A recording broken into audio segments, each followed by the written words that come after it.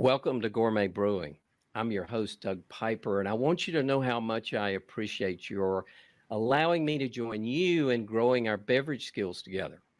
I'm a certified Cicerone and a certified BJCP judge, and I'm also a mead judge, and I'm working on advanced ranks, maybe like most of you. These webinars and the BJCP Facebook groups are my way of sharing what I'm learning on my beverage journey, and I hope you'll continue to share along with us, whether it be the Facebook groups or these webinars, or preferably both. We've had a couple of really good webinars in the past few weeks. Ashton Lewis did one on hop sourcing essentials. Ron Pattinson did one on the sordid history of historical malts. Dr. Mark Rauschman, we had a webinar from Germany, and he talked about German craft beers and staying true to the purity laws. Jason Phelps on learning and exploring meads, and John Blickman on the business side of pro brewing. Now, if you've missed any of these and want to check them out or the rest of our other programming, the easiest way to do it is just click on the follow button. And it's in, I think, probably maybe this part of your screen, a little green button up at the top. Anyway, you should be able to spot it one of the two sides. So today we're joined by Jennifer Pereira. And Jennifer has been instrumental in the creation of the Johnson and Wales University's craft brewing program. She's a BJCP national judge, certified Cicerone, and serves on the educational committee for the Master Brewers Association. So Jennifer, I'm so glad to have you today. It's really cool to see you again. Good to see you too, Doug. Hope the weather's a little nicer down there. It was gorgeous today. How about you? It's getting chilly. Winter's coming, as they say. Well, Jennifer and I first met at the National Homebrew Competition in Providence earlier this year, and what a great event that was. Jennifer, we're going to be talking about a topic that we had quite a spirited discussion with, as I remember, at the judging table, demystifying diacetyl. Could you kind of summarize what we're going to learn today? So, diacetyl or diacetyl, depending on how you want to pronounce it, is a compound that occurs in some beers. It's acceptable in low levels in many traditional styles of beer, but it's also a sign of contamination or a defect, depending on your perception, in most styles of beer. So the trick is that not everyone can detect it, and that some people misidentify it. Others are not sure what they're looking for, much less how it gets in the beer. So we're just going to sort of take some of the complex chemistry and microbiology and break it down into a way that's easier to understand, so that when you do detect it, you have a better idea of how it gets in there, and what types of recommendations you can make. Like Doug, I am also constantly trying to learn more and get more certification. I myself am hoping to go for my to retake the exams again this winter too. So this is as much for myself as it is for everybody else too. Well, super. Well, I thought it's always fun with the polls, and I would encourage everybody to fill them out. And I'm going to comment. I put a poll in the BJCP Facebook group, and we'll talk about that also. But the poll we've got here on the program today, I thought people would be interested in. So 47% of our audience right now believes or perceives diacetyl in both mouthfeel and aroma. Almost 32% just say they're unsure exactly how to perceive diacetyl at all. So that might be important to spend a little time with, Jennifer. Mm-hmm. And 22%, and by the way, if those numbers don't add up, it's because it's changing as you guys throw in numbers. 22% say I mostly perceive it in the aroma, typically buttery and butterscotch and lighter colored beers. And we have an interesting 5.6%, which is probably about the same as I saw from the BJCP site, cannot perceive it at all, and they're convinced they are blind to diacetyl. So there's a lot of different factors that affect not only whether you can perceive it, but how you perceive it. And then there's context. So the amount of diacetyl within a beer is going to determine whether or not it's perceivable by most or perceivable by any.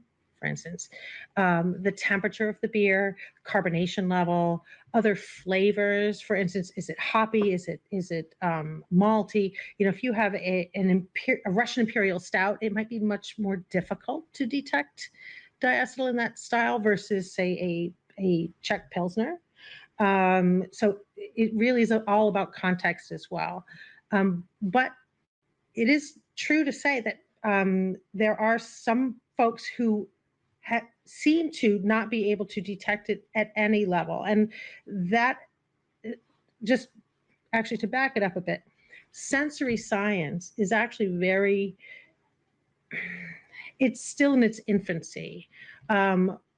We are learning more things about the way our brain perceives sight, sound, taste, smell than we've ever learned. And the more we learn, the more we realize we really don't know.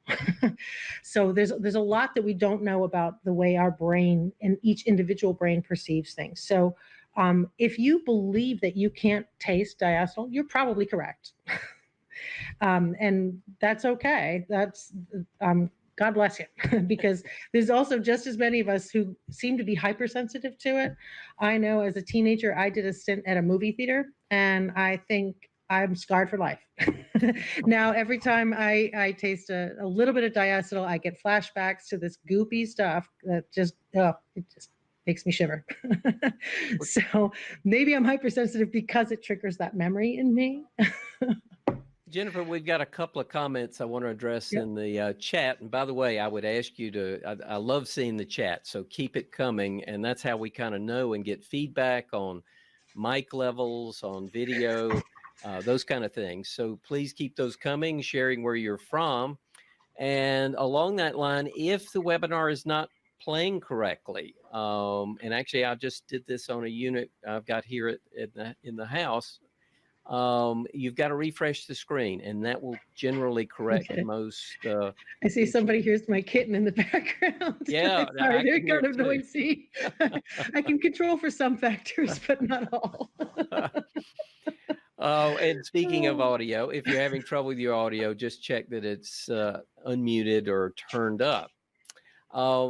This is a little unusual comment I want to make. I've been talking to AHA since HomebrewCon, and as a result of that, they're extending an opportunity to me. Basically, they want to explore a relationship with doing these kinds of webinars and helping them out. So coming up on Thursday, I'm going to be doing a kind of a test case for AHA. And Laura Angotti will be joining us doing an encore presentation of her #1 rated HomebrewCon session. This was called Recreating Ancient Meads and will be on Thursday, October 24th at 7 p.m. Eastern Daylight Time. Now, we're going to be looking to see how this could be an extension maybe of HomebrewCon and having the speakers from HomebrewCon presenting in these webinar formats throughout the year. I think that would be a lot of fun because I know there's some great speakers, and basically they want to see though if the membership responds to those and would see value. So if you'd like to show your support, please join this webinar. I'm going to post the link in the chat there. And I would encourage you that when you get a second to do me a favor and just sign up for the webinar. That will be a big help. Another big help would be to post some questions, so they see you're alive and interested in this. It's great if you can attend live, but if not, still register. The registration is an important kind of metric that they're looking for.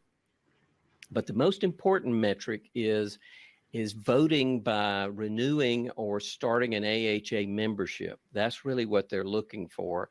that if people who attend these webinars will renew their membership through a unique link that they have given me, that to them is an indication, a vote, so to speak, because that's one of their primary metrics. So I'm going to post that in here. The good thing is it doesn't cost you a penny more.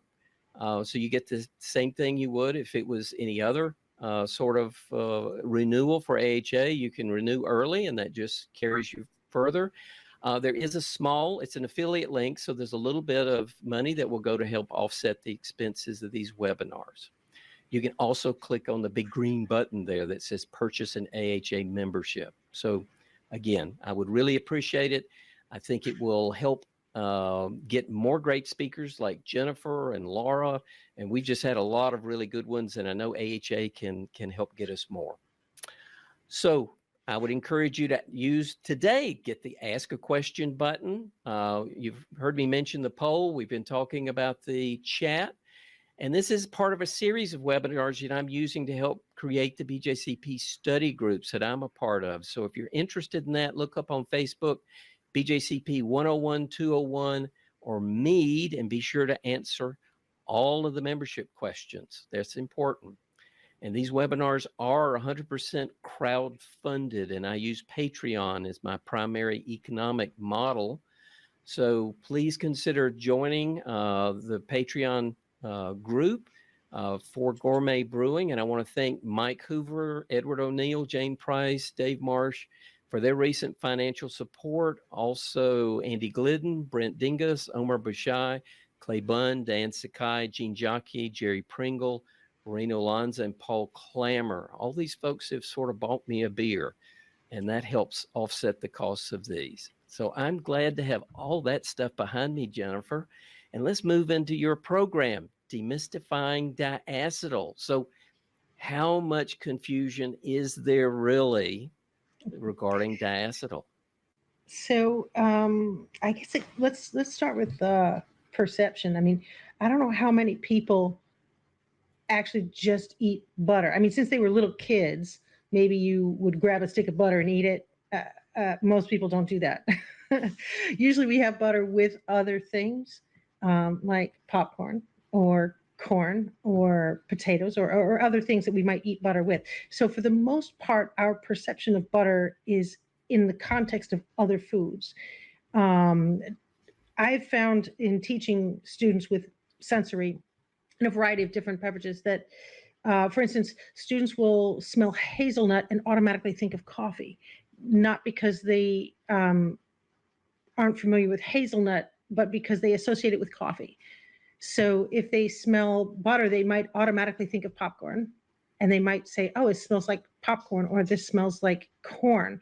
And that's where it gets very confusing with beer, because they think of DMS and diacetyl as being the same aroma, and those are commonly confused. And that's why the Pilsner Urquell that we're going to taste later will be very interesting, because that usually is a good example of both of those. It has both dimethyl sulfide and occasionally diacetyl, depending on whether or not you can detect that. But the dimethyl sulfide is usually pretty obvious. So pulling those two flavors apart is what's really tricky. And this sometimes is where the textural aspect comes in. So if there's enough diacetyl in sufficient quantity, and there's no other competing compounds like, say, carbonation to interrupt that textural component on the palate, you should be able to determine if it's diacetyl that you're tasting or something else. And that's where it gets very confusing, is trying to separate all the different things that you're tasting. Well, I thought that would be a good point to refer to the BJCP poll. And this is the poll, not the one here on the webinar. This is one for the Facebook group there. 116 people said that they get both aroma and mouthfeel for diacetyl. 74 people said primarily aroma only. 48 said slickness in the mouth only. And 12 were blind to diacetyl. And let's see how that compares to our poll. Click. There it is. We're running 15%, excuse me, 52% perceive it both mouthfeel and aroma, 17% mostly aroma, 4.3% primarily mouthfeel, and 25% are unsure. And so I would kind of side with the depends. It depends on the beer. There are many where the aroma is going to be very prominent because there may not be other aromas competing with it. There may be some where the mouthfeel will be prominent because there's not a lot of textural components competing with it. And then there's also so much that has to do with personal taste and context of your personal palate. I don't know how many of you have ever done the orange juice, toothpaste, orange juice experiment, but our own palates are extremely fragile in terms of context. And so if you've ever judged the IPA category, you know, it's all relative and you do have to accommodate for that. And so our own perceptions are subjective, even within the same day. So the ability to perceive something is not something that is predetermined by your genetics. It's it can also, and I do have to throw this in there, if you happen to notice that your senses of taste are changing, you should probably seek medical attention because those can be signs of Parkinson's and things like I just have to throw that in there, having family that has had this happen to them. So if you do happen to notice that, for instance, your sense of smell and your sense of taste seems to be getting weaker and weaker, please do get that checked out. It can be a sign of other medical conditions. So Jennifer, I think this would be a good point to interject a comment from Kristen. Mhm. Kristen was talking about judging, and he said some people detect things better than others. Some are blind to things. Others won't shut up about the one thing they detect. As long as you aren't German or a bit of diacetyl is a minor fermentation defect. It is a technical flaw in most styles. The most important thing that you recognize is that you recognize this and move on. Judge the beer, score it accordingly. The whole product gets scored. To me, diacetyl is a blip on the radar. When teaching, I give it about 5 minutes, about the same amount of time I give to alcoholic flaws. So I can understand what he means. However, like just to pull that all apart, because diacetyl can be a sign of many separate issues, as a judge and someone who's studying to become a judge, when you need to give detailed feedback to a brewer on how to avoid a defect, you need to understand the context of that defect. Therefore, just like brushing it off as, oh, it's a minor fermentation thing, is really not giving it the credence that it needs. So if there's diacetyl, yes. And what else? What else is there? So if there's diacetyl and there's slickness and there's acidity, okay, now that's saying that there's contamination of some sort, perhaps. If there's diacetyl and there's a phenolic smoky note, okay, now there's definitely contamination of some sort. If there's just a little bit of diacetyl and slickness and maybe an oxidative note, okay, now it's an oxidation issue. So diacetyl by itself is not the issue. It's how does it get in there? And that's the real confusion. It's not that the diacetyl is the problem. It's what does it mean? Just like the color of the beer isn't the problem, right? The color is only 3 points. But what does it mean? So judging beer is a lot like playing Clue. You know, you have to go through all of those steps to get to the kernel mustard in the library with a candlestick, or stick of butter, as the case may be. But when it comes to diacetyl, I cover it at multiple points in my courses because it comes up at multiple points. So when we talk about fermentation, we talk about diacetyl. When we talk about malts, we also talk about sulfur compounds, and we talk about DMS, and so diacetyl is touched on at various points. It definitely gets more than 5 minutes over 11 weeks, but I can also, just to kind of go back to his other point about some people get hung up on one thing that they taste and don't focus on the rest of the beer. That's a common hang up with judging in general, where, and this is true of anyone, where you're tasting something and something just sticks in your head and you can't get rid. It's like that song that gets stuck in your head and you can't get rid of it. But if there's one thing about it that just bothers you and it's hard to taste around it, that's why the form has all those little prompts in every single category to remind you of what else you're supposed to look for, so that you don't forget to look for all the things, all the other parts of the beer. So I agree with him on that point. You do need to taste the entire product, not just the one thing that bothers you. But So John Palmer actually is in the chat, and I appreciate John joining us, I think from South America. I would avoid citing diacetyl in a beer during judging unless you can actually taste it or smell it. Slickness could be other things. Don't say diacetyl based on perceived slickness.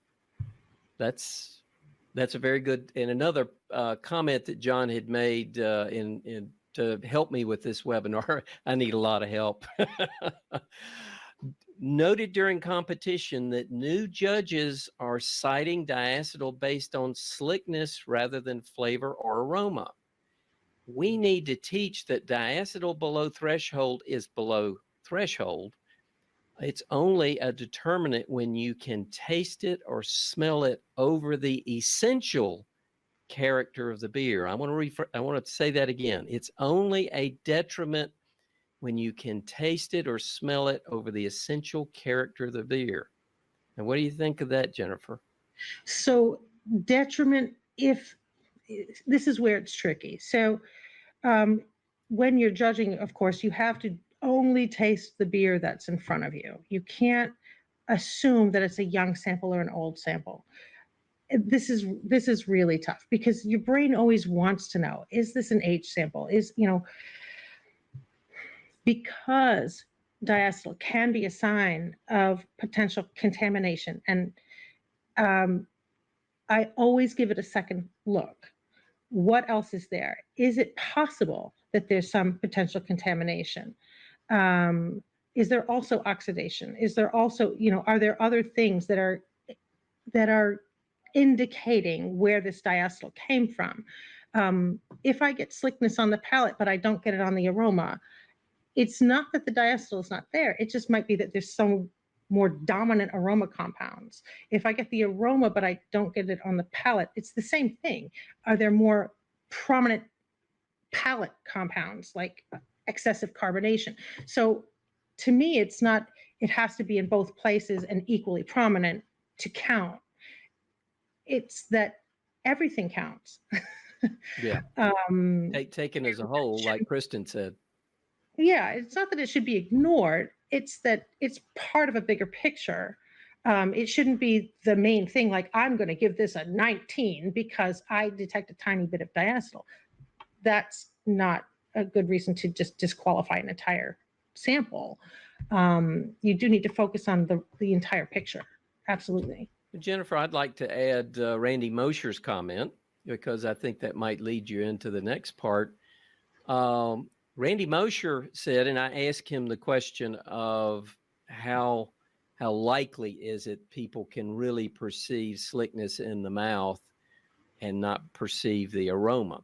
And Randy's answer was, it's been my experience that it takes a lot of diacetyl to give a slick, oily mouthfeel.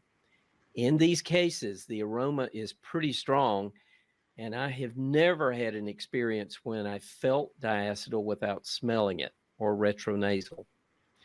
One point, though, that may or may not be related is while diacetyl in paler beers definitely smells of theater popcorn butter, it's been my experience that in darker beers, it doesn't stand out so clearly, but working instead with the Meillard flavors from the malts, and it creates some sort of pastry aroma. I now have trained myself that when I sense pastry, I double check for diacetyl. So I agree with everything that he says. I'm not sure what he means by pastry. I work in a building that's about 40% pastry chefs, and there's a lot of different types of pastry. So to me, that doesn't mean one particular aroma. Yeah, there's a lot there.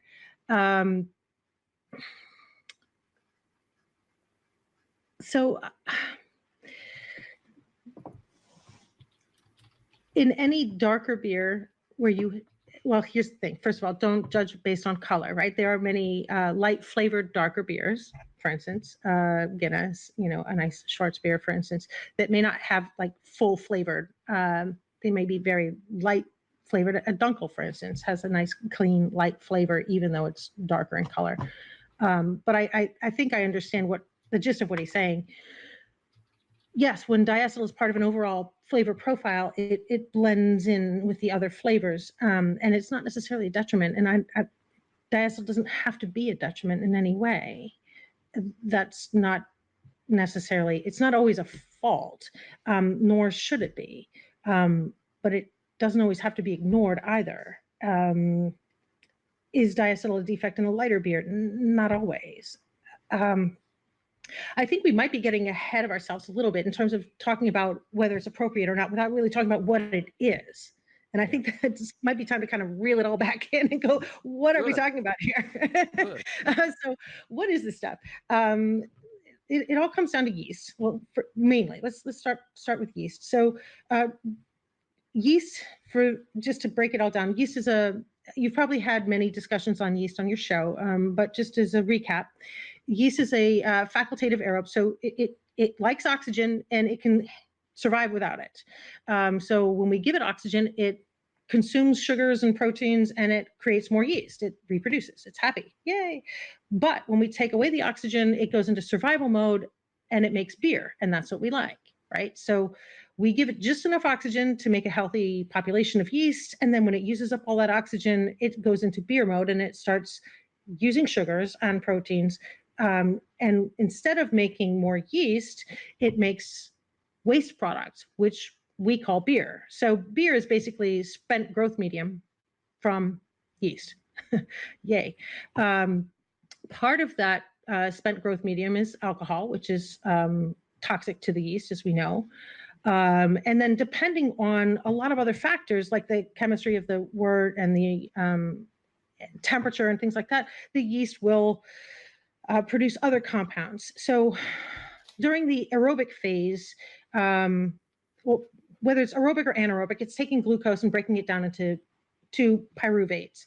And during the aerobic phase, it's taking that and producing sterols to build up, the cell walls, and it's making more yeast.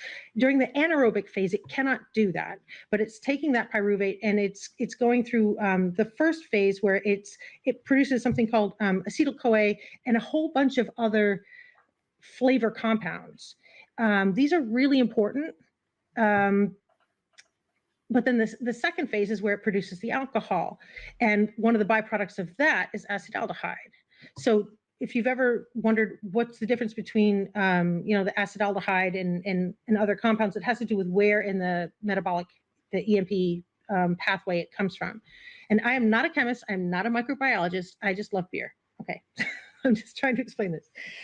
So during the anaerobic phase, where yeast is producing alcohol, it produces this stuff called vicinal diketones, which is just a compound that it excretes out of the cell wall, and through an enzymatic process, it creates these vicinal diketones, and it poops them out through the cell wall, and it's floating around out in the beer.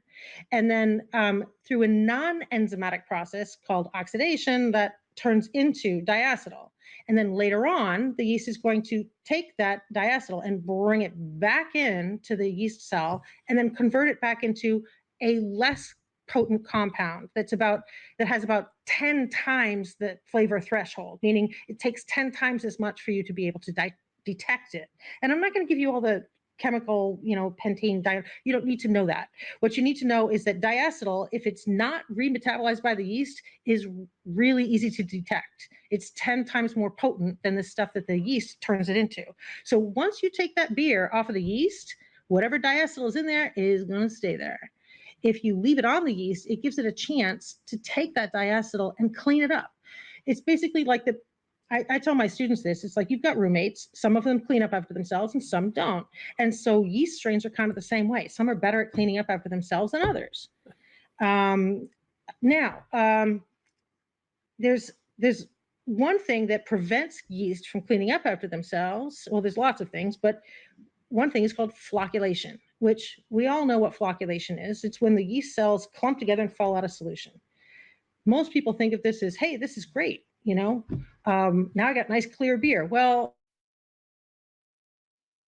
not so fast, because flocculation is part of the genetic makeup of the yeast. So certain yeast strains are highly flocculative, meaning they clump together and fall out of solution really fast. Others are less flocculative. It takes a long time for them to clear up. And others are somewhere in between, right? So they have like the low flocculative, the highly flocculative, and then the medium flocculative.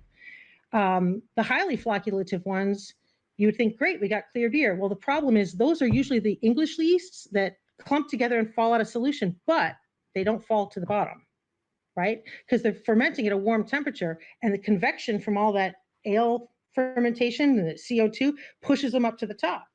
That's why they're top fermenting. It's not that the yeast land at the top magically. It's the temperature and the convection that pushes them to the top. So that's why they're top cropping or top fermenting, is that the convection pushes them to the top. Lager yeast clump together and fall to the bottom because it's cooler, and so they fall to the bottom because there's no convection. So ale yeast fermented at a cool temperature will do the same thing. They'll fall down. So convection is one thing. Fermentation temperature is another. It's related. The other thing is calcium, right? So if you have enough calcium in your wort, calcium actually helps. It aids flocculation. It aids clarity. It helps the yeast clump together and fall out of solution. Now, that's a great thing if you want a nice clear beer. Now, think back to the last time you made a New England IPA. Right? So did you put a bunch of calcium chloride in it because you wanted a nice, squishy, super soft New England IPA?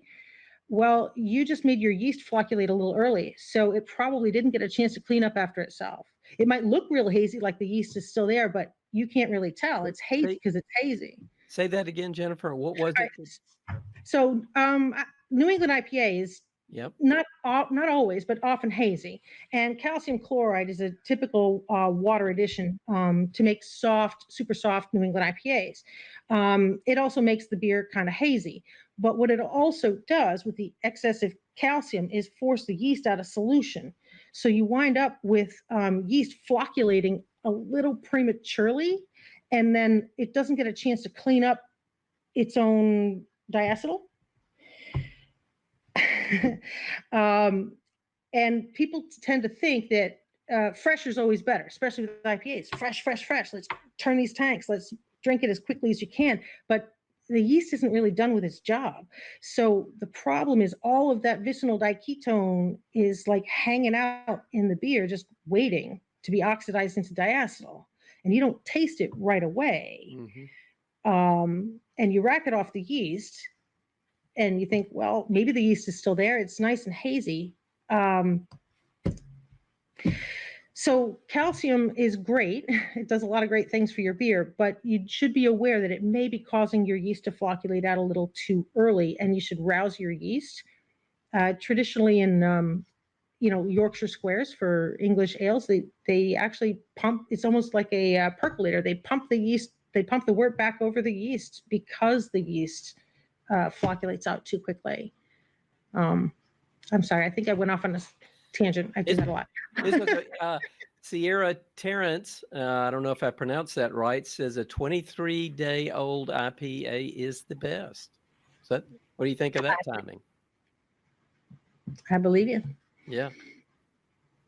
So there's a lot of different factors, that can affect flocculation. Calcium is one, temperature is another, gravity is another too. So if you have a really thick wort, really high gravity wort, that's going to prevent flocculation. If you have a really thin wort, that's going to cause the yeast to flocculate out a little soon. Oh, I see a beer. Yes. Are we ready? There's been some chat going on. Okay. People are thirsty. I get it.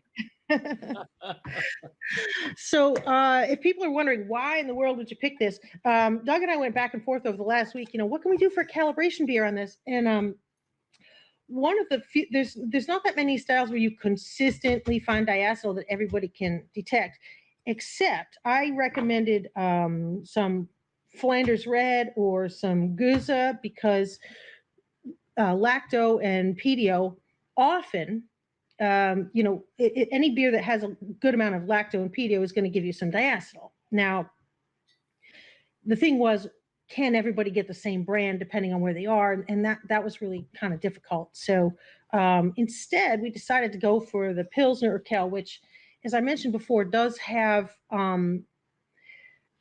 both DMS and diacetyl, depending on how fresh the sample is. And that was one thing I emphasized to him. It's hard to tell how fresh your sample is.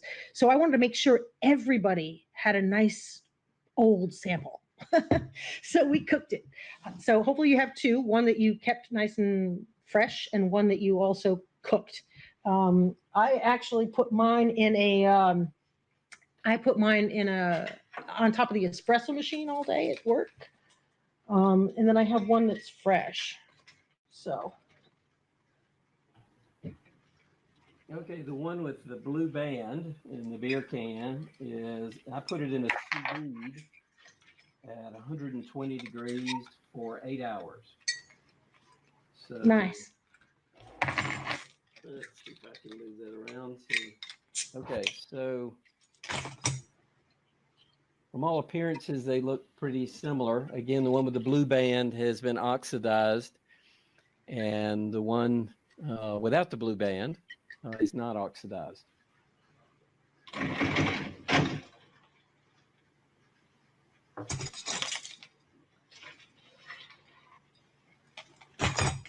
So the heat accelerates oxidation. It doesn't actually cause the oxidation. The oxidation can happen anyway, right? But warm temperatures just accelerate the process. So, oof, boy. Same goes for skunkiness. That's another thing we didn't really talk about, but most people associate skunkiness with heat, but actually it's strictly light contamination, but the heat accelerates that. So if it happens to be hot and light contaminated, it'll happen faster. So I have my two samples here. I use the clear rigid plastic cups that we use for competition, and we also use these in classes. So I know my lighting's a little weird. I'm not sure why. Let me see if I can fix the tone a bit here. Well, they can see mine. I think that will work. The Cicerones in the group I thought might fuss at me if I didn't try Pilsner glass. So there you go. So hopefully everybody's ready. I see. How come goose can still have diacetyl? I have had it in some before, but for sure those rest long enough on the yeast for it to clean up its diacetyl. Oh, good question. All right. So in that case, it's not about the brewer's yeast. It's about the Pediococcus and the Lactobacillus. So we didn't really talk about that, but those are two strains that produce diacetyl as a byproduct. At that point, the yeast has nothing to do with it anymore. It's the bacteria that are producing that. That's why That's why dirty draft lines often have that diacetyl, that buttery and greasy feeling. And then you also get that rod bacteria that's super stringy. So yeah, bacteria. There are many strains of bacteria that produce diacetyl. Good question. Thank you for that. I totally skipped that. So not that bacteria are all bad. I mean, without bacteria, we'd be dead. But that's why Gouze, especially in Flanders Red, tend to have diacetyl as a part of their overall profile, is because they are also reliant upon bacteria as their main part of their main fermentation profile. So everyone got their beers, I hope. So regular Pilsner Urquell, right? When I smell this, I get this nice sweet malty Pilsner profile with just that little bit of sweet corn on the cob, which, having grown up on a farm, I like that smell. It reminds me of home. Other people I know really dislike it. So the thing about smell is that it is our number one memory trigger, regardless of your ability to smell. Even if you can only detect a tiny bit of it, if it's a strong memory trigger, it'll have a strong impact, regardless of the amount that you smell. So most people don't realize you can actually learn in your sleep through smell. If you have a coffee machine with a timer on it, you should set it to start brewing coffee about 5 or 10 minutes before your regular alarm goes off in the morning. That way the smell of coffee will enter your olfactory bulb and trigger the release of adrenaline in your body before you wake up. Just try it. You'll see. Works for me. My wife is very hard to get up in the mornings. Maybe we'll have to try that one. It definitely helps. So I'm a little disappointed. I'm not getting much diacetyl, if hardly any, out of my Pilsner Urquell, and the heat treated one. It mostly just killed a lot of the hop flavor. Which would, if there was diacetyl there, that would also like kind of cover it up. So yeah, this is what, people say that they get it all the time. And I honestly think it really depends on where, how fresh the sample is, because diacetyl is often much more apparent with oxidation, as well as age in a sample. So, I mean, I just love the aroma of the fresh sample. And then, yeah, my oxidized sample has like 0 aroma. It's also pretty cold. So we'll let these warm up a little bit. That helps too. It's another nice thing about having smaller samples is they open up a little bit faster. Yeah, mine are, as I said, the oxidized ones just taste old. I mean, it's not all terribly oxidized because, again, it was just at 120 degrees for 8 hours.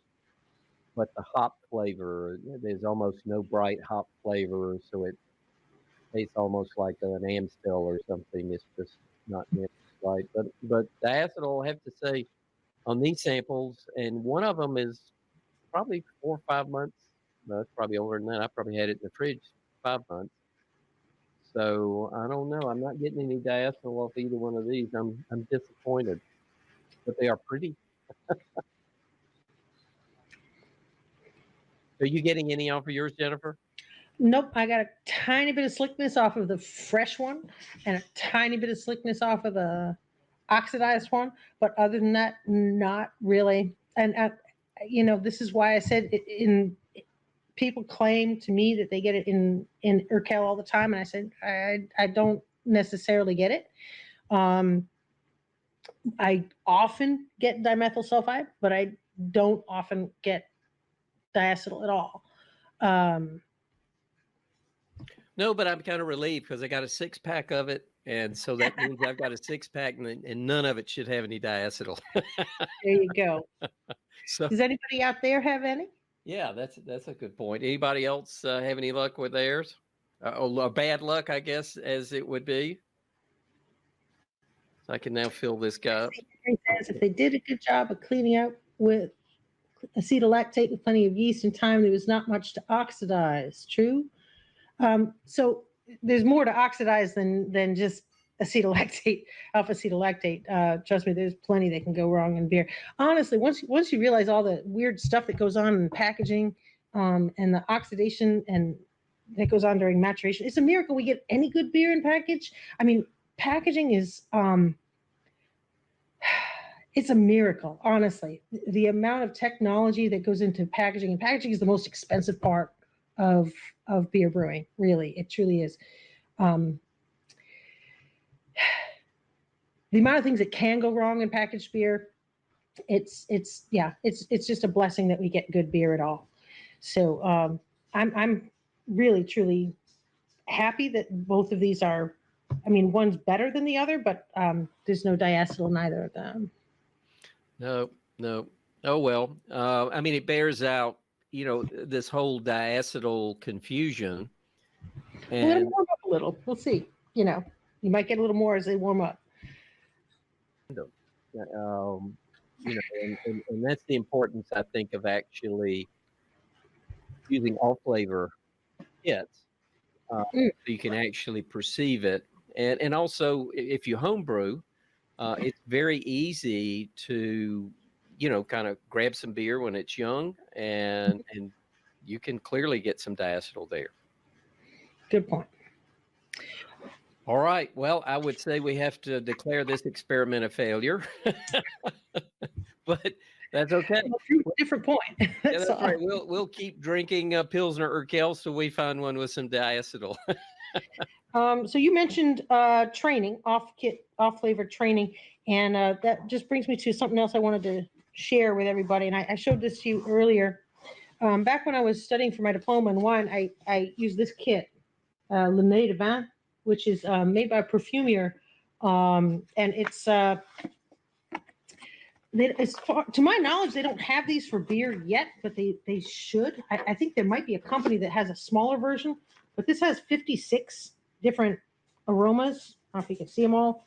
And they range from, pretty much anything you could smell in a wine from across the world. And I use this for sensory training to familiarize myself with flavor compounds that I didn't run into every day, like hawthorn.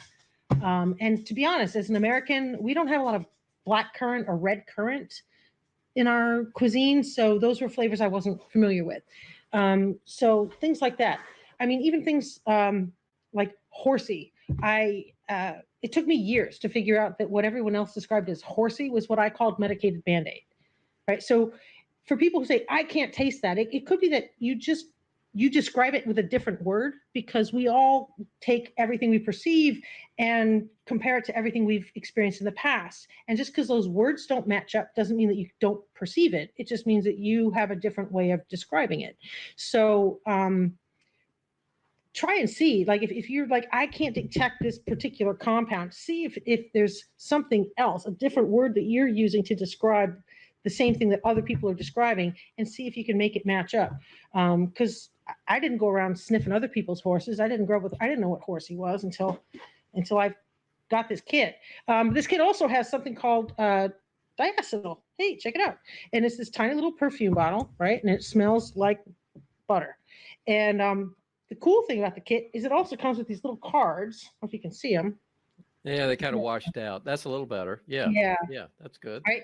And with each card, it tells you what the compound is, how it gets in there, what different ways it gets into the product. And this is specifically for wine. But then on the back, it also tells you which styles of wine it's likely to be found in. It's very, very specific, but it was a great study tool. Something like that for beer would be phenomenal. And I can tell you, it really does smell, like movie theater. So it's pretty Jennifer, versatile. you're a certified Cicerone, and I know you went through some training to get there. What did you train at home with? I assume you didn't have that kit when you first started and went through the Cicerone journey. What did you practice with at home? Did you have some diacetyl beer, or did you make some? Well, yes, and yes. Actually, I did my wine training about 20 years ago. So this is an old kit, and boy, it's still potent. There's a lot of stuff in there that it won't die. But when I did my Cicerone training, I had brewed a lot of bad beer. I think most people who make good beer have brewed a lot of bad beer in the past. I don't know anyone who just out of the gate made like excellent beer and has always made excellent beer. If they claim they have, they're probably lying. Because that's how you learn, is by making bad beer. So I've saved a lot of samples of really awful stuff for classroom use. Training, just there are several tests. Like if you look online, you can find different tests that you can do to train yourself. I know one of the things they recommend for diacetyl is to go to the store and get the butter buds, the little fake butter things that you use for mashed potatoes. It's like, I don't know if you've seen them. They're like little granules. Those are really useful because you're not looking for actual butter. And because actual butter tastes good, you want fake butter because that's the stuff that really stands out. And to add that in at varying quantities to I would try a beer with which you're familiar. Coors Light or some really light beer is probably not the best thing because honestly, it's a blank canvas. It's not really a fair thing to taste. Pick something you're familiar with. Like if you're a Sam Adams Oktoberfest drinker, then go get a 12-pack of Sam Adams Oktoberfest and add diacetyl in it until you can taste it. All right. What I did, I used Amstel Light because that's what they use in the Cicerone exams, Amstel Light. And then I got the butter flavor and would doctor them until I'd put it on a Lazy Susan and spin it around. Yeah. So you could find which one it is. Yeah, so I could find it, and that really worked surprisingly well. And I'll have to say, it's diacetyl and the butter extract, is very, very close. I mean, I'm not sure I could define the difference. So I don't know. The butter extract is made from real butter, is it? I don't think it is. I think it's. I don't know. No idea, but it worked out well, and I was able to pass my test. So there you go. It's a good practice. Now, I'll have to say what I read about acetaldehyde was not, and I don't mean to change subjects, but I had heard Jolly Ranchers green apple, and that isn't even close. No, and honestly, so acetaldehyde is a tricky compound, and this is where my wine training and my beer training got confused, because when I hear acetaldehyde, I think pheno sherry, because that's designed to have a really prominent acetaldehyde. But if you say sherry-like for beer, oh no, they're talking about Oloroso sherry. They're talking about something completely different. They're talking about a mushroomy, like oxidized flavor, not acetaldehyde. So I know that came up on one of my early exams or something that I took, where I described something as acetaldehyde like sherry. And they're like, no, you can't have those at the same time. I'm like, well, actually you can, but wasn't going to argue that. I did also. John Palmer says that butter extract is diacetyl. So maybe that's why it worked. It was really close. Okay. Thank you, John. I also brought up the actual beer fault list, which you see at all of the competitions, because if you're judging, and honestly, since this is a judging study group, that's the focus of this. What you need to know is, if you perceive diacetyl, how does it get in there, and what recommendations do you make? Because this is really what it comes down to. What do you say to people? And so, looking at what it says here, right? First of all, what is the characteristic for diacetyl? It says buttery, butterscotch, and movie popcorn, right? So those are three very different things. Butterscotch includes caramel, right? That's the difference between butter and butterscotch. So you're not going to get butterscotch in something that doesn't also have caramel flavors, just to point that out. Try another yeast strain. Well, that's not being very specific, is it? Like if I were to just try another yeast strain as feedback, that's not really very helpful. So what does that mean? Like, why would you say try another yeast strain? What you might say is try a less flocculative yeast strain, or rouse your yeast better, or make sure you've actually finished fermentation. Don't cold crash too early. Yeah, that's where I've gotten in trouble with it. Yeah, so don't just say try another yeast strain. That's like try another hobby. Like, what does that mean? Oxygenate wort before fermentation. Yes, but so yes, you want to oxygenate it. You don't want to over oxygenate it. You don't want to oxidize your wort. So what does that mean? So you do need to add a certain amount of oxygen to your wort. However, most home brewing adds a significant amount of oxygen to the wort anyway. Like if you're using a funnel with a filter in it, it's just to rack it into your carboy, you're probably oxygenating it pretty well anyway. If you have a yeast starter on the side, you don't really need an awful lot of oxygen in your wort because you've already got a yeast starter. You've got a healthy population. So just saying oxygenate your wort before fermentation also is not super specific. Reduce primary fermentation temperature. Yes, but what kind of beer are you making? So I would say make sure you don't have too much thermal shock. Like make sure your initial fermentation temperature isn't too high. So when you're pitching your yeast, make sure your pitching temperature isn't too high. Make sure your yeast temperature and your wort temperature are very close, and that it's approximately your fermentation temperature. So don't pitch at 85 if you're planning on fermenting at 65. So there's all kinds of things here that are not necessarily, they're correct, but they're not specific enough. Use a warmer or longer secondary fermentation. So I wouldn't necessarily say warmer, but then there's that diacetyl rest, which technically is. So use healthy yeast in sufficient quantity, right? Make sure sufficient yeast nutrients are available. So a really good way, if you really want to taste diacetyl, is find gluten-free beer. Not gluten-reduced, but gluten-free beer.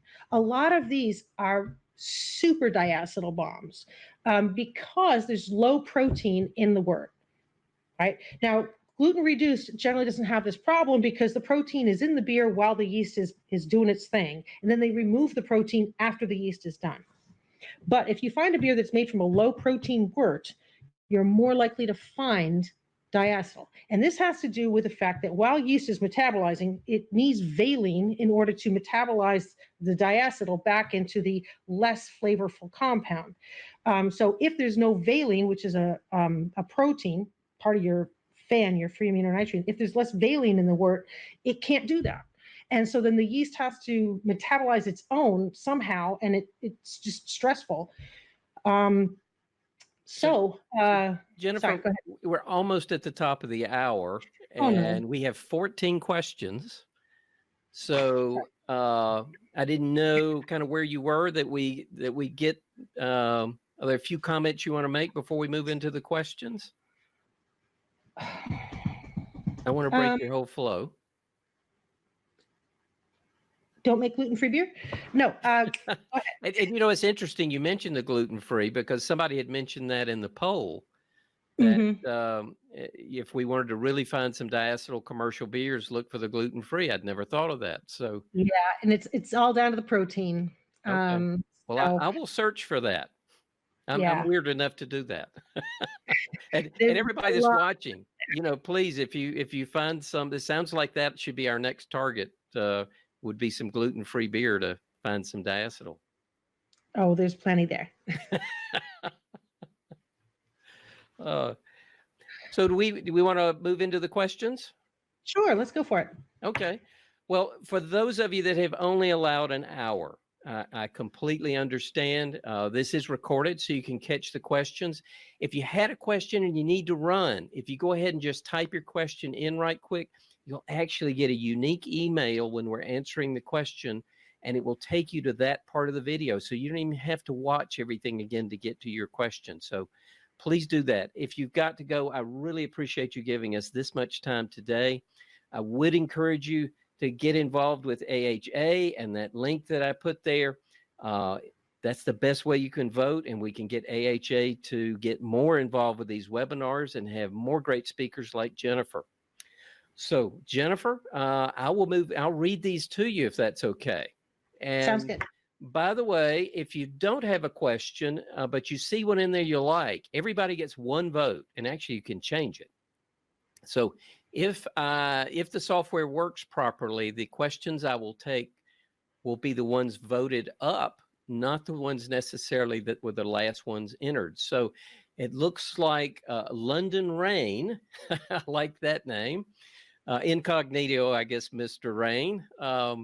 He asked the question and has the highest votes. While I thought diacetyl was primarily a thing in the bottom of fermented beers, it can develop in top fermented ones as well.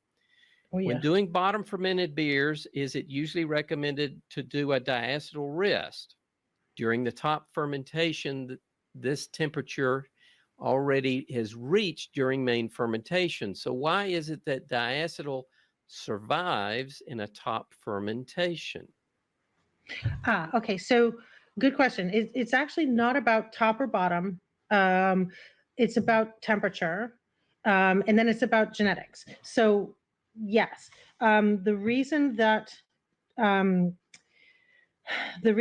it's in a bottom fermented beer is that, and you have to do a diacetyl rest to bring it to a warmer temperature. That's because diacetyl metabolism has to occur at a warmer temperature. So any beer, once you cold crash it, there's no metabolism of diacetyl going on. So whether it's an ale or a lager, if you cold crash it, the yeast can no longer metabolize diacetyl. So cold crashing should only be done once that beer is has thoroughly metabolized all the diacetyl, right? But lagers, because they go through this process of this slow fermentation, that's why you bring them up 5 degrees a day up to their 65, 70 degrees, and then bring them back down, is to give them that opportunity to finish that job of diacetyl metabolism.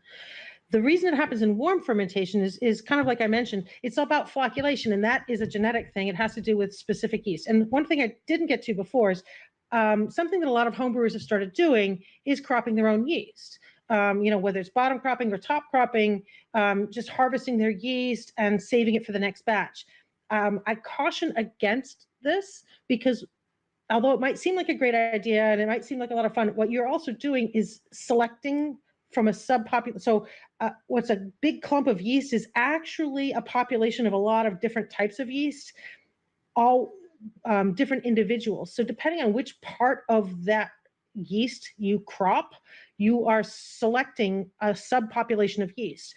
So with bottom cropping, for instance, if you select the bottom of that cone, that's automatically the first yeast to fall out of solution. They are the most flocculative yeasts. So the next time you use it, it's going to flocculate faster. And then the next time you use it, even faster, and then even faster and even faster. Same thing for top fermenting yeast. So the first ones to rise to the top, if you crop those first, and then the second, and then the same thing. So the earlier you crop the yeast, the faster it'll flocculate the next time. So cropping methods are very important to making sure that you don't perpetuate the problem of yeast falling out of solution too quickly. So the back to your question, I'm sorry, is that with warmer fermentation and ales specifically, is that when the yeast comes up to the top, it's because it's flocculating. It's because it's falling out of solution. It's just that it's falling out of solution and being pushed up.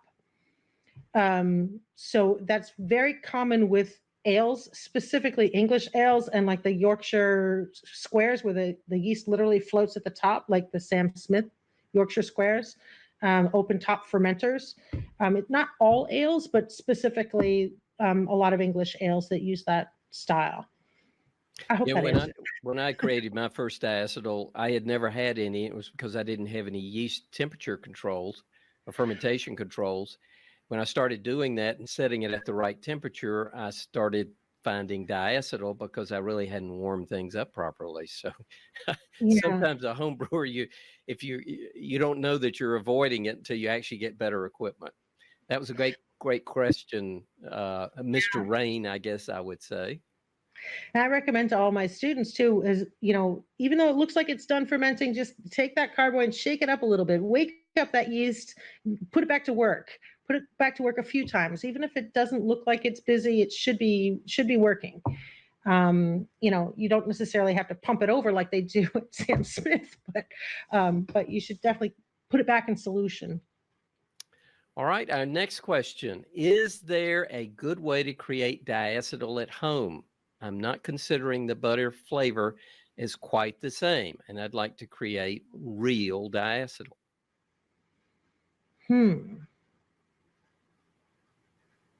Good question.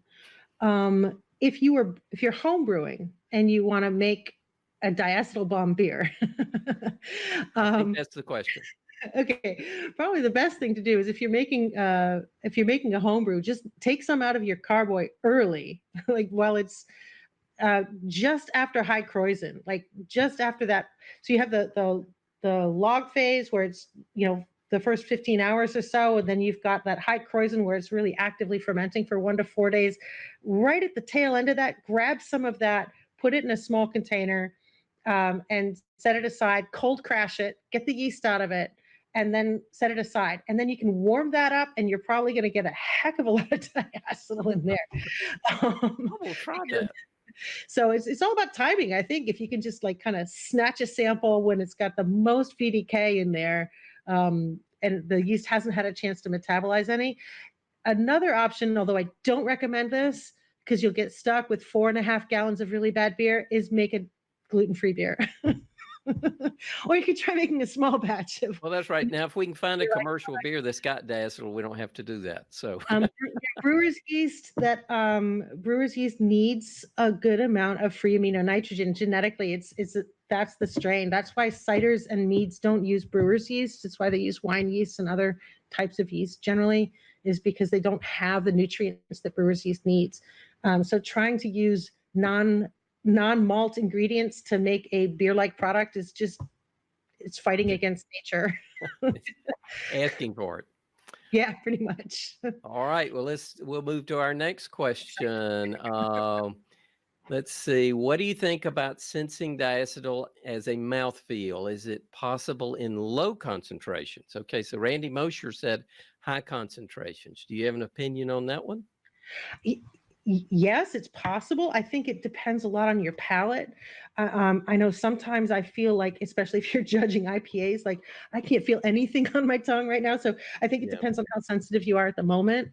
And having a fresh palate, I know like we're tasting and everything right now, having a fresh palate makes a difference. But because it's a tactile sense, it's not a taste per se, it's a tactile physical sensation.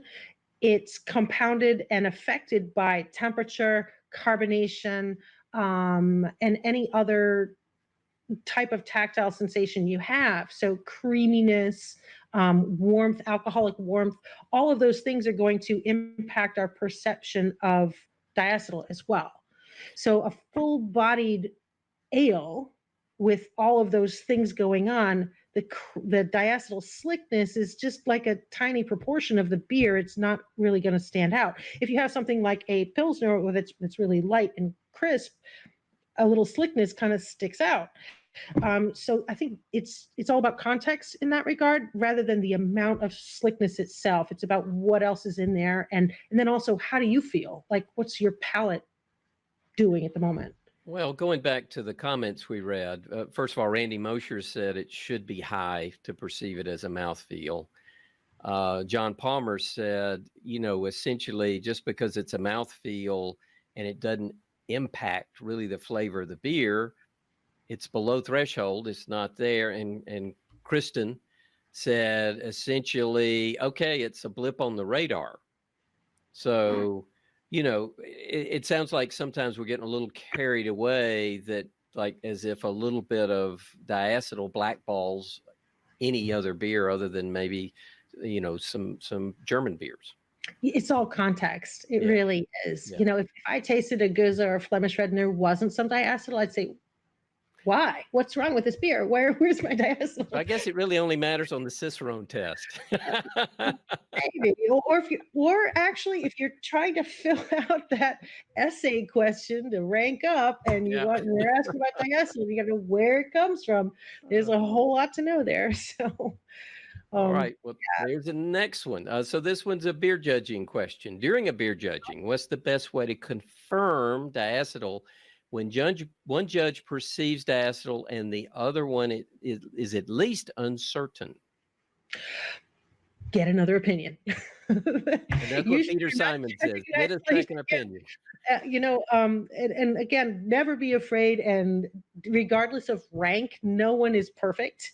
And this is where, especially if you're judging all day or all weekend or both, always get a second opinion. Even just Sunday, I was judging, and the other person on the panel and I were tasting pretty much in alignment all day. And then there was one beer where I gave it a 42 and he gave it a 19. We're like, whoa, whoa, let's just call in a third. Let's not even talk about this. Let's just call in a third person or fourth person to taste this. And then we'll go from there, because we were so far apart. And that happens. That, we try to make judging objective. Yeah. But in reality, it is subjective no matter what you do. So what do you think about taking the sample, setting it aside, and coming back to it? Shouldn't the diacetyl increase it as it warms if it's truly diacetyl? Maybe, but the sample will also change. Other things will change as well. A little oxidation, warming. If the body increases, will you be able to perceive the diacetyl more or less? Probably less. So oxidation will increase the amount of diacetyl, but your perception of it might decrease.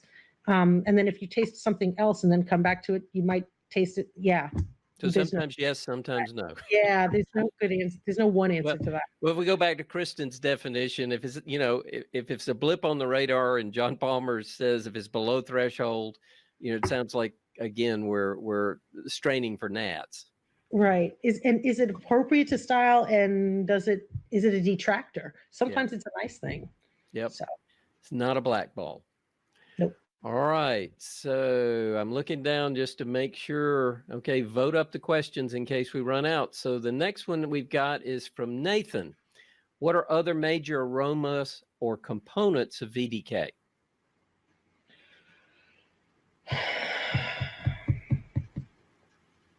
So VDK by itself really doesn't have any flavors or aromas.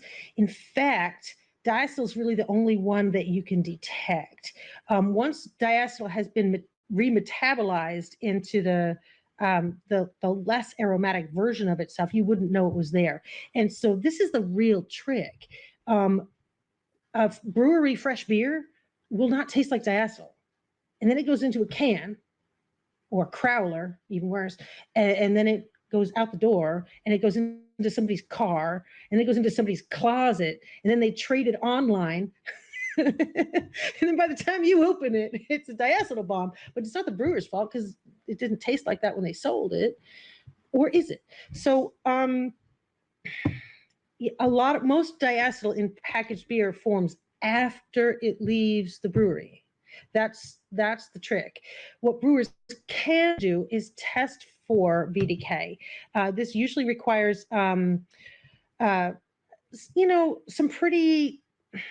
Jennifer, we didn't define VDK. I'm sorry. Oh, I'm sorry. Vicinal diketone. Yeah. And so diacetyl is a type of vicinal diketone.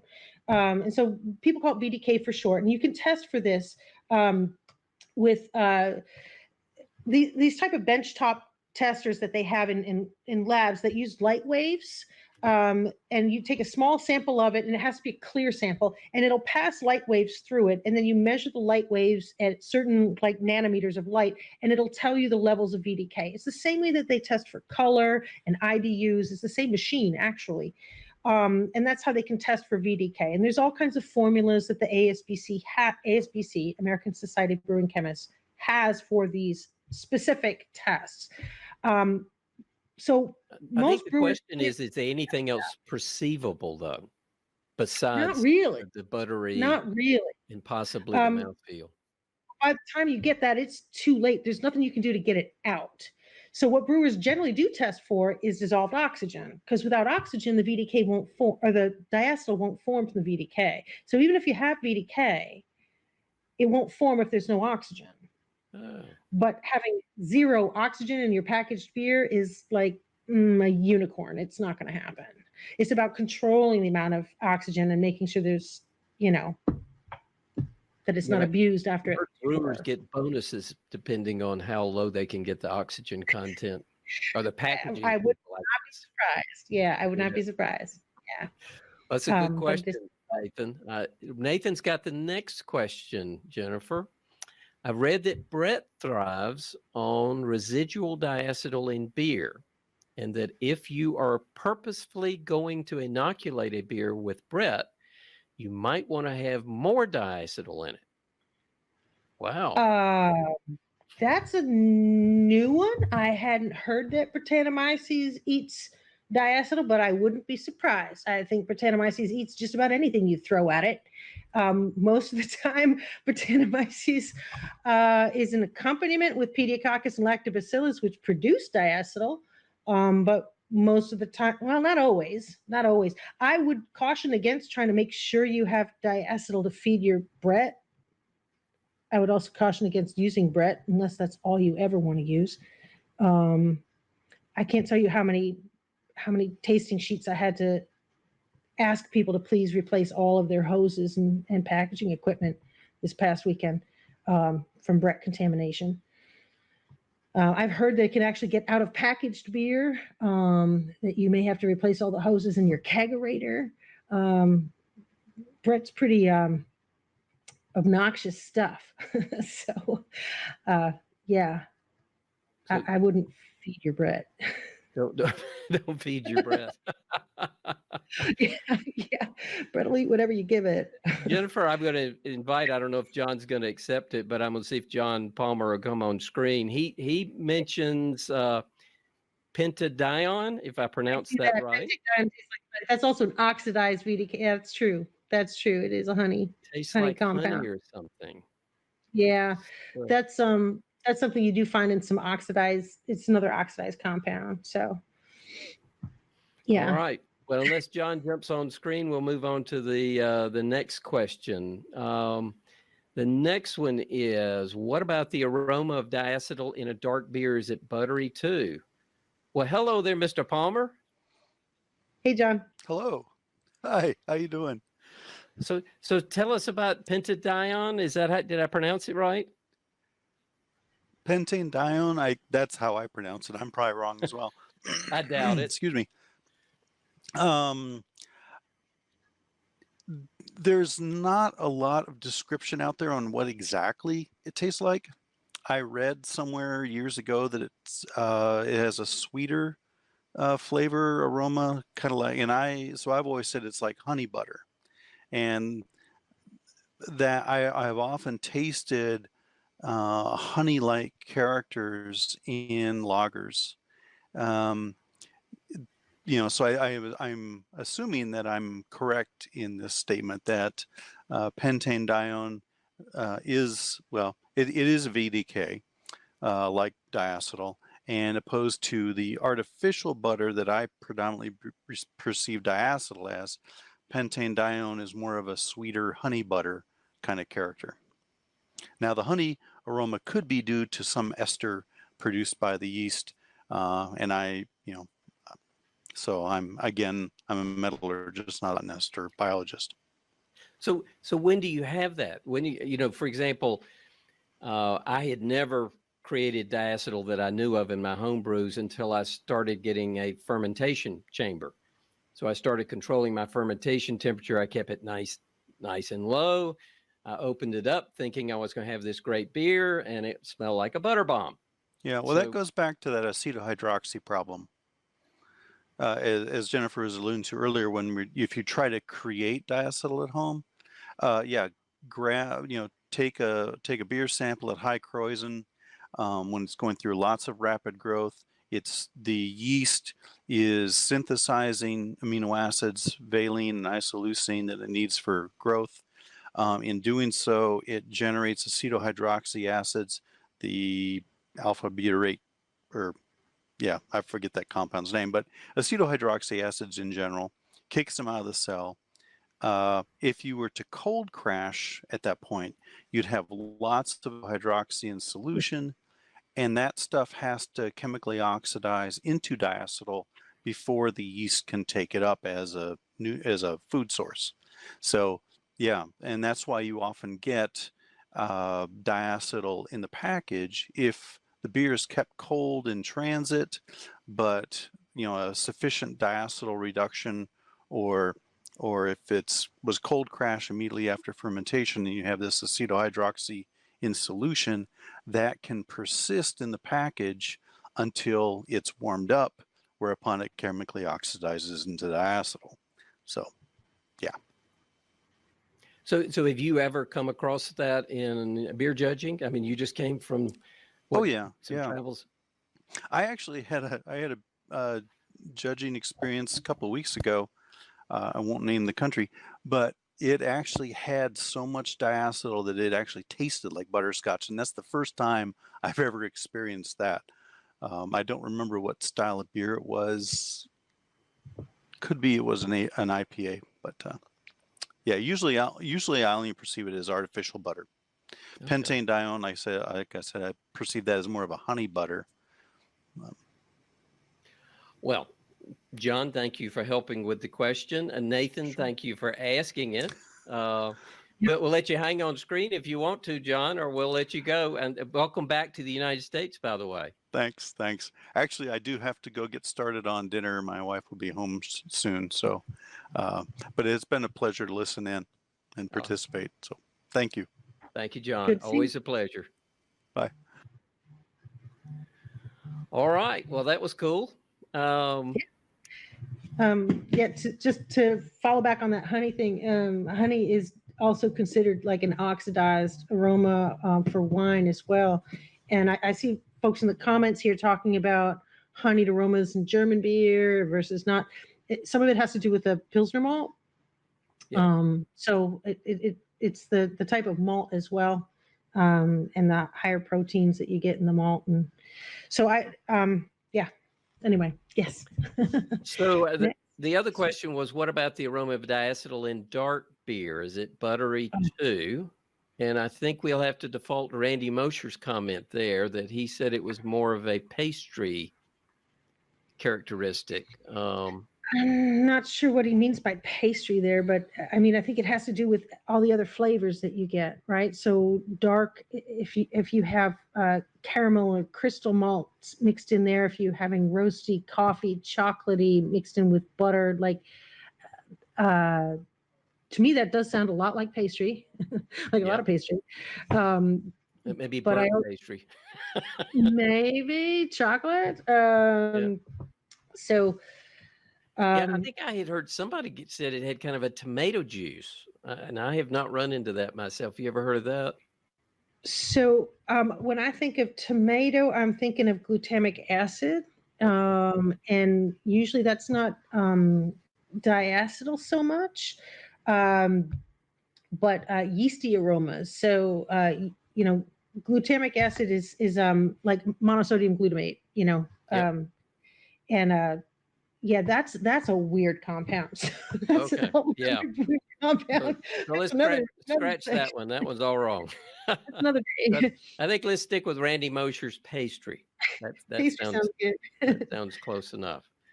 All right. We got just a couple more questions left, and get yours in, and we will wrap this up. This one comes from Tom, and Tom says one of the classic descriptors of diacetyl is from Papazian to Palmer and beyond, references of Samuel Smith's breweries. Sam Smith's can be very buttery. I've read that many of the British strains flocculate and drop quickly, leaving them little time to clean up. Longer conditioning times are appropriate for cleaner flavor. So that was the question. Are longer conditioning times appropriate for cleaner flavor? So it's not just about, yes. And if you buy Sam Smith's, on the back of every label, they have a little picture of the brewery. And I forget which style it is, where they actually have a picture of them rousing the yeast, where you can see them pumping it over and spraying it on top of the yeast. Like they pump the wort from the bottom of the fermenters and spray it over the yeast. Like it's like a percolator for coffee, because the yeast flocculates so quickly and it rises to the top of the squares. And that's essential. It protects the beer, right, from oxidation, but then they pumping. If they did not pump it, it would be just a total butter bomb. But that's their house yeast. So that's what they do. And they also crop, they do the top cropping. But that's true of a lot of English strains. So yeah, Sam Smith can have a good amount of buttery character because of their house yeast. I don't know that I'd say that about all English beers, but English ales in general are top cropping, and certain strains are more flocculative than others. So I would, if you're making an English beer, just remember to look carefully at which style you're making and which strain of yeast to use. Don't just say, well, it's an English strain, I'm just going to, all English beers the same, because it really isn't. And, don't just randomly throw Nottingham into anything.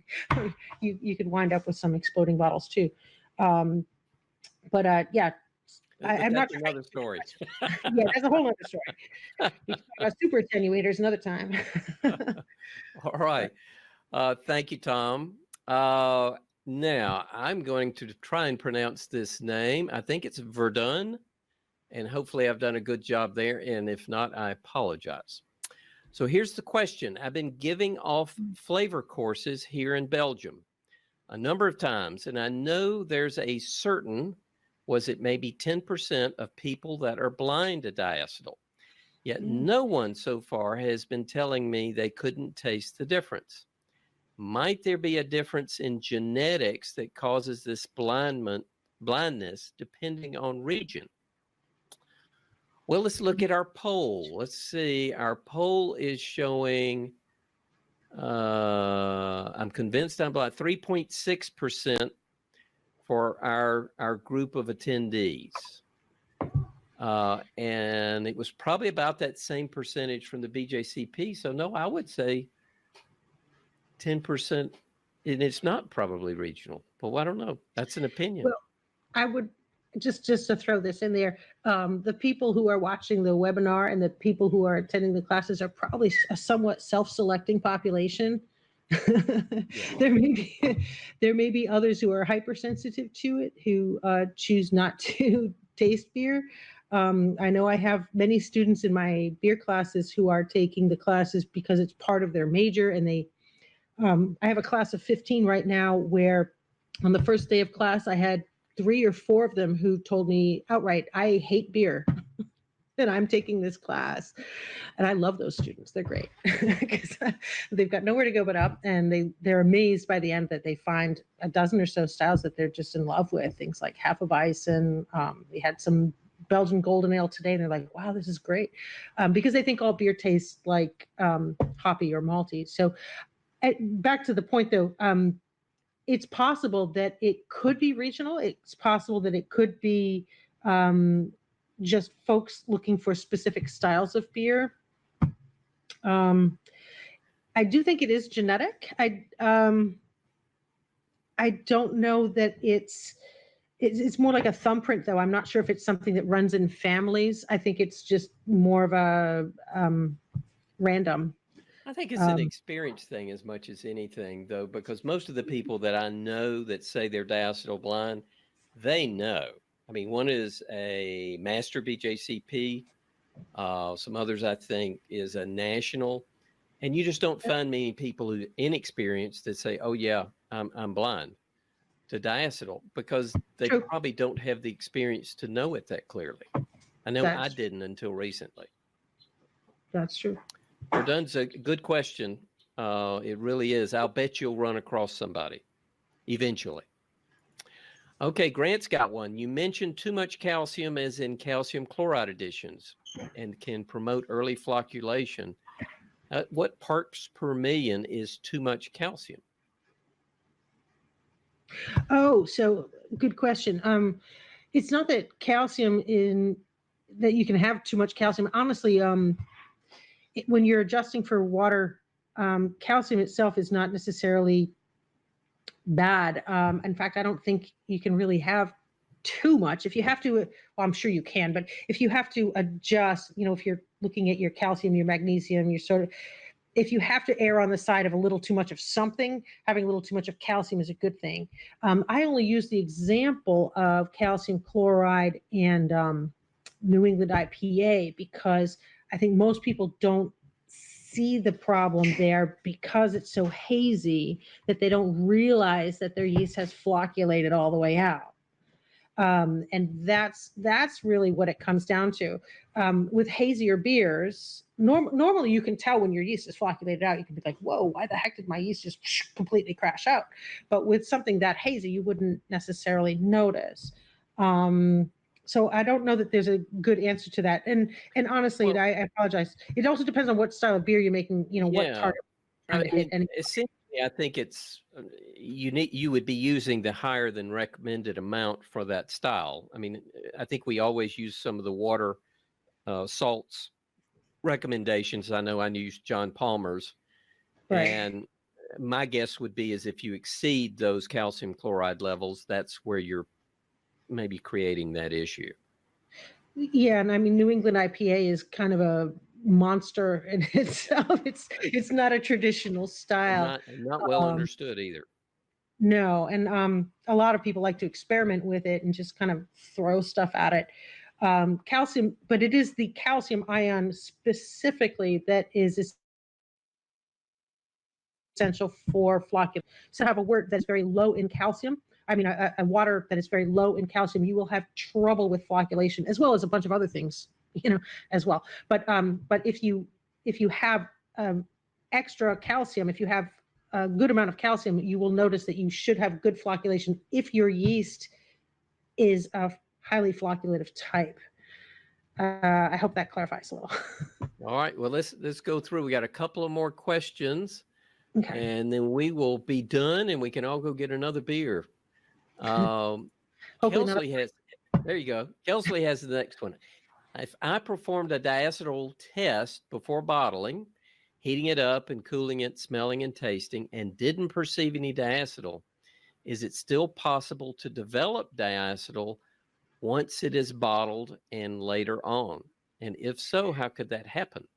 Okay, so yeah, I think I saw some of the comments before. People were asking, how do you test for diacetyl? And I forgot about the kind of the homebrew method where you just take a sample and heat it up. You're basically trying to accelerate the oxidation to see what happens. And yes, you can do that. You're also changing the chemistry of it by heating it up. Like we did with our sample, it changes the beer altogether. Is it possible? Good question. I suppose anything is possible because the sample that you heated up is not how representative of the entire batch is that. Did you pull it off the top? Did you pull it off is it possible that other parts of the batch might have it? Maybe we ought to ask the question a different way. Have you done everything you possibly could do to avoid a diacetyl bomb later? If you ran a diacetyl test before bottling. Unless you have contamination with lactobacillus. But besides that, and that's why you just never ignore if you never ignore diacetyl, because it's not necessarily a huge problem, but there's always something. So other than contamination, if you've done the diacetyl test, you've done everything you can do. It should be fine. The other solution is just don't when you're racking your beer, if you're moving it from place to place, don't splash, don't oxygenate, just be very conscious of the amount of oxygen you expose it to and drink it fresh. Yeah. Don't hoard beer in your closet. Yeah. Like people do. The low oxygen is a good recommendation, though. I mean, for a lot of reasons. Yeah, no warm storage either is a good idea. Okay. John has a great question that probably has a long answer, but I suspect we won't go that far. Why is diacetyl considered a problem with beer? Well, for people who are hypersensitive to it, because we talk about people who can't taste it, there's also people who are hypersensitive to it. It can be a distraction, but really that's just a problem for them. It can be a sign of bad yeast management, bad fermentation management. It can also be a sign of poor sanitation and contamination. So diacetyl in itself is not a problem. It's not going to hurt you. It's not going to, it's not going to damage the beer per se. And if you don't taste it, God bless you. I'm jealous. But is it a problem? Well, if I was a commercial brewer and I had beer going out into industry and I started getting complaints of diacetyl, I would really want to investigate what batch was that, where did it go, who's got it on their shelf, how do I get it back? Can I go buy some in the store and find out, are they telling the truth? Like, it's more of a problem if it's out in the industry, because if the product you're selling is not what you intended it to be, that's a problem. It's indicative of process problems. In and of itself, it probably isn't a problem, but it's a red flag of some things going on. It's not like exploding packaging. That's a problem in itself. Yeah. And we've seen that too. Good question. Really good question. Sure was a good question. Nathan's got the next one. What's your opinion on hop creep as a source for VDK in finished beer? Hop creep. That sounds like a good horror movie. Good question. I've heard a lot about it, but I haven't looked at that yet. So I'm going to just say I don't know, because I don't know enough about that to say. Nathan, you've stumped her. And I sure don't know.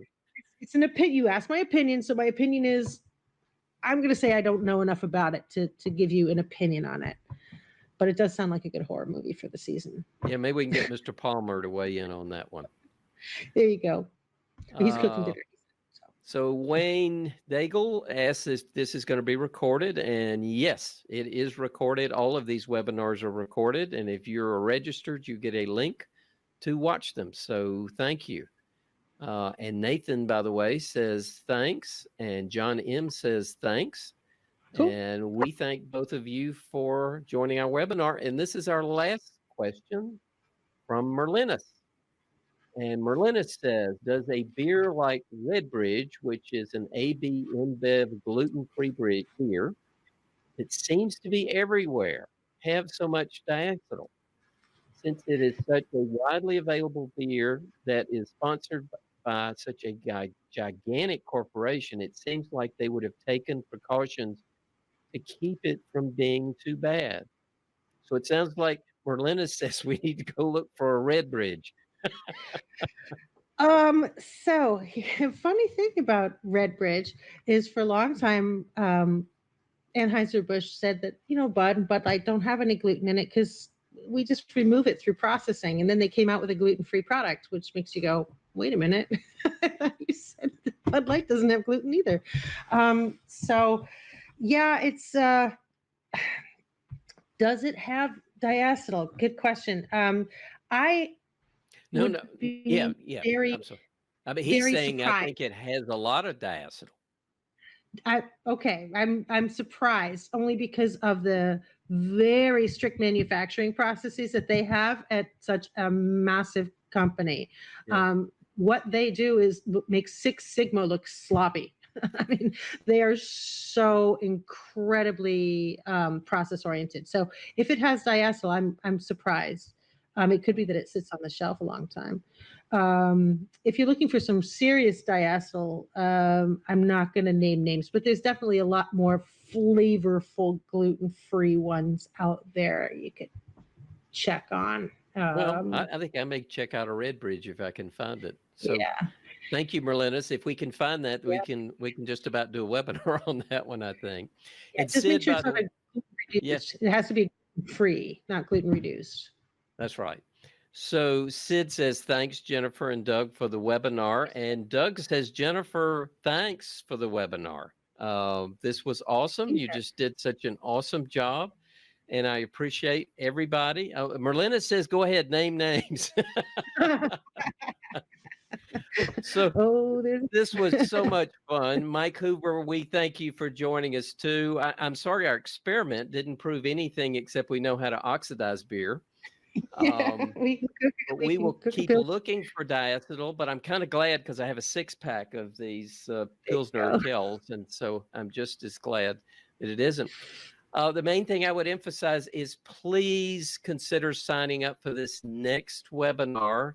And if you're due a renewal for AHA, please consider signing up through this link. And by the way, this is the only way that AHA will know, and Gourmet Brewing will get a little bit of a kickback to offset costs for the webinars, is if you use this link. So please sign up. It won't cost you anything. And we get in some votes, we can impress the AHA.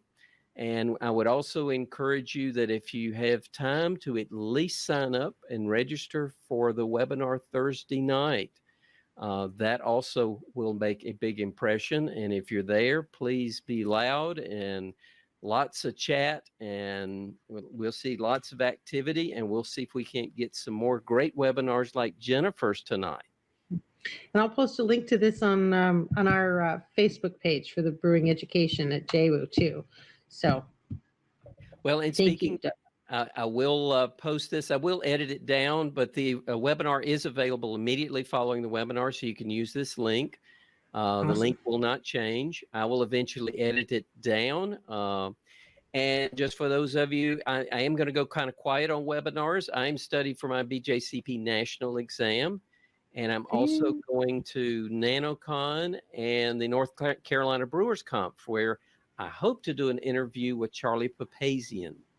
So we'll see if that works out. So unless the Papazian or some others pop up, it may be mid-November before we get going on more webinars. But Jennifer, you did an awesome job. Thank you so much. Thanks for having me, Doug. It was great. This was a lot of fun. Well, this was a lot of fun. Sid says Colombian industrial beer like Poker, Guina, I can't pronounce those, have plenty of diacetyl. So maybe we can find some Colombian beer. Maybe Palmer can find us some. I know he's heading back down there shortly. So Dan says, thanks. Good luck on the exam, Doug. Yes, Doug is going to need a lot of luck. That is a bear. So Steve Hiller says, thanks, guys and gals. So again, Jennifer, we'll wrap this up. I appreciate everybody's support. My beer is almost empty. And we will have a great day. So everybody, thank you, Jennifer. Any closing comments you want to make? Now that I caught you completely off guard. Cheers. Cheers. That's a great way to close. Cheers. Bye-bye. Have a great day. Bye, everybody.